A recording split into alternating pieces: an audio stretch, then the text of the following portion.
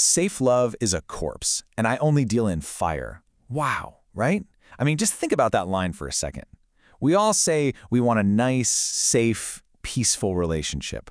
But is there some hidden, chaotic part of our human psyche that secretly craves the exact opposite? Shadows of Aphrodite, the fractured mirrors of desire. Welcome to The Explainer.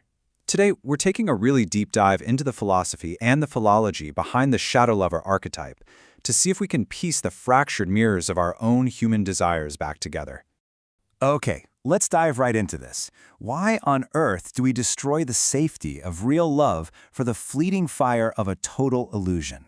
You know, ancient Greek myths, they aren't just dusty old stories for textbooks. They're actually brilliant psychological blueprints. They act like shards of a mirror, reflecting our very modern romantic dysfunctions right back at us. Today, we're going to explore 4 ancient parables that explain exactly why we so often sabotage a perfectly good thing. Let's pick up our first shard, the parable of the golden apple. Now, you probably know the story of Paris judging that infamous beauty contest, but the ancient texts remind us this actually wasn't about beauty at all. It was a judgment of logos, of reason. Let's look at the philology here for a second. The ancient Greek word illos shares its roots with this idea of a binding, driving force. But when Aphrodite offered Paris Helen of Troy, she didn't offer him eros. She offered a corrupted shadow version called pothos, which is a destructive yearning for something that is absent. So she didn't offer him a healthy connection. She bribed him with an absolute obsession for another man's wife. What's really fascinating here is the psychological shift. By handing over that bribe, Aphrodite triggered epithumia. Think of epithumia as the raw, unthinking appetite of the shadow. And by doing that, she literally split the human psyche right down the middle, separating it from sophrosine, which is tempered moderation and justice. So that golden apple, it was the shadow's ultimate tool. It proves that when the lover archetype isolates our desires from our sense of justice, it has the power to burn the grand architecture of entire civilizations, like the massive walls of Troy, into a pile of ash. Let's move on to our second story, the parable of Psyche's trials, the obsessive ego, and Aphrodite Pandemos. Here we're entering the philosophy of the Platonic soul. When the mortal princess Psyche became famous for her unbelievable beauty, the shadow Aphrodite, specifically Aphrodite Pandemis, which represents our base, unrefined passions, well, she didn't look down and see a peer. No way. She saw an existential threat. The goddess basically viewed this evolving, higher mortal soul as a total danger to her absolute monopoly on human devotion. So, the crucial point is recognizing the absolute neurosis at play here. Trapped in her Jungian shadow, the goddess made these crazy, impossible demands, like literally telling Psyche to go to the underworld to fetch a box of beauty. This exposes the shadow lover's deepest, darkest fear, this obsessive need to remain the one and only object of your psychological projection. It turns out unrefined desire actually attacks your personal growth. It simply cannot tolerate human evolution or emotional vulnerability. It would rather inflict immense suffering than share the psychic spotlight with your developing soul. Which brings us to a, well, pretty embarrassing mythological moment, the parable of the net of Hephaestus and the shameless urge. Picture this scene.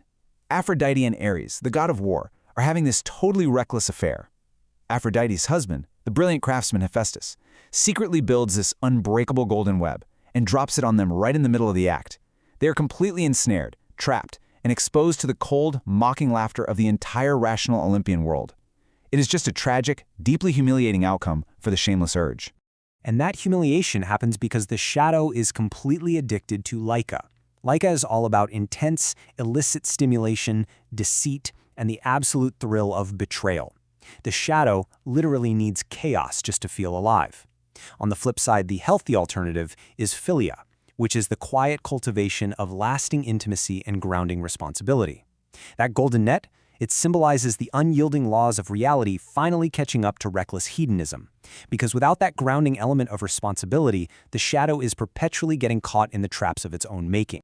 Now let's look at a parable that feels almost painfully relevant to us today, the parable of the Pygmalion projection and the illusion of perfection. Over in Cyprus, there was this sculptor named Pygmalion. He completely rejected real, living women because in his eyes they were just too flawed. Instead, he carved this ivory statue of flawless perfection and literally begged the gods to give it substance, and Aphrodite, who absolutely loves this kind of shadow behavior, brought the statue to life. But why on earth does the shadow reward this? Let's compare the ideal illusion with authentic connection. Philosophically speaking, Pygmalion didn't actually love a human being, right? He was in love with his own ego reflected right back at him. The shadow prefers this beautiful, compliant corpse brought to life because it demands zero genuine sacrifice. There's no vulnerability. You never ever have to confront a partner's messy flaws. I mean, think about it. Isn't this exactly like our modern self-destructive habit of curating these flawless online fantasies or swiping endlessly for absolute perfection, all just to avoid the unpredictable, messy reality of a real human being? I am simply the mirror reflecting the truth you are too cowardly to speak aloud. Wow, just imagine sovereign desire itself breaking the fourth wall and speaking directly to you right now. You mock my chaos, yet you crawl to my altars on your knees, begging for the very sparks that burn your houses down.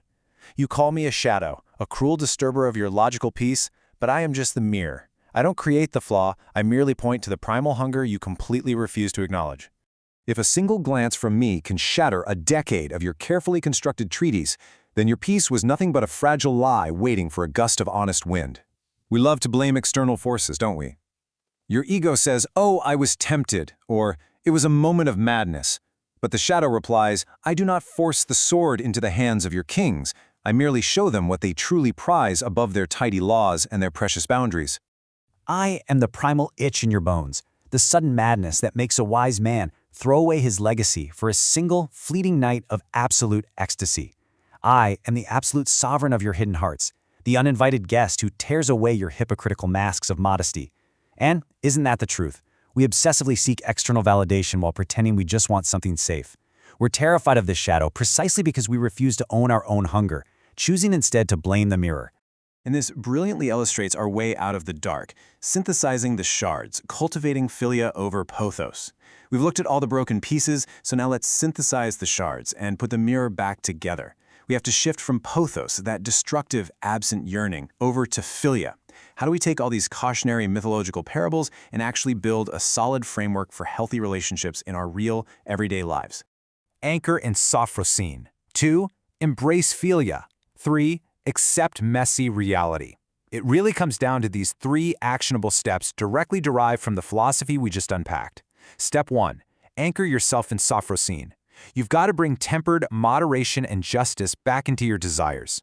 Step 2. Embrace philia. Make the intentional choice to cultivate quiet, lasting, unglamorous intimacy instead of constantly chasing the chaotic thrill. And step 3. Accept messy reality. You absolutely have to embrace emotional vulnerability and be fully willing to confront both your partner's flaws and your own. To overcome the shadow, abandon the Pygmalion projection, stop seeking illicit Leica, embrace genuine sacrifice, and take grounding responsibility. So here's your final checklist. Abandon that Pygmalion projection completely. Stop demanding flawless ivory statues from your dating apps.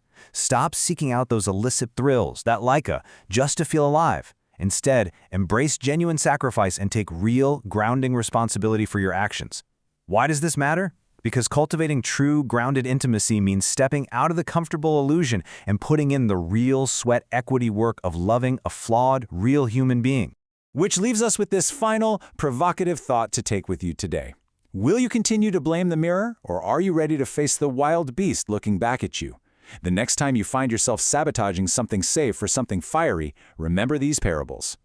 Thank you so much for joining me on this explainer. Keep learning, keep facing your own reflections, and until next time, stay curious.